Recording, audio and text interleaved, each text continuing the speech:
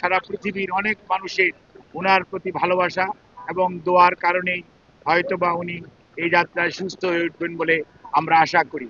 সেই জন্যই আমরা আপনাদের মাধ্যমে সবাইকে সর্বোচ্চ সংযম প্রদর্শন এবং সেই সাথে কোনো ধরনের গুজব ছড়ানো এবং গুজবে কান না দেওয়ার জন্য বিনীতভাবে পরিবারের পক্ষ থেকে, দলের পক্ষ থেকে আপনাদেরকে আমরা অনুরোধ করছি।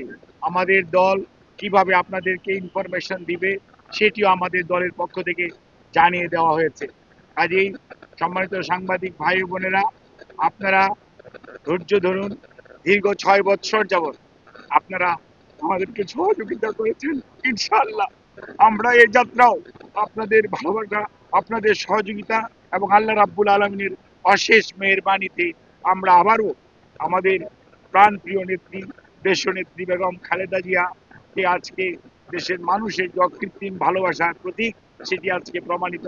সেই লক্ষ্যে আমরা আপনাদের সহযোগিতা চাই। আমাদের ভারপ্রাপ্ত চেয়ারম্যান জনাব তারেক রহমান আপনাদের সবাইকে অনুরোধ করেছেন যে ধৈর্য ধারণ করার জন্য এবং উনি সার্বক্ষণিকভাবে বিরামহীনভাবে দেশি বিদেশি চিকিৎসকদের সমন্বয়ে গঠিত মেডিকেল টিমের সাথে সার্বক্ষণিক যোগাযোগ রাখছেন।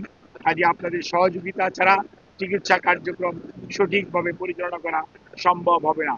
কাজে কোনো ধরনের গুজবে কান না দেওয়ার জন্য আপনাদের অনুরোধ করছি এবং দেশনেত্রী বেগম খালেদা জিয়ার জন্য সুস্থতার জন্য আপনাদের মাধ্যমে দেশ তথা সকল ধর্মের মানুষের প্রতি আমরা উদাত্ত আহ্বান জানাচ্ছি। আপনাদের সবাইকে অনেক অনেক ধন্যবাদ।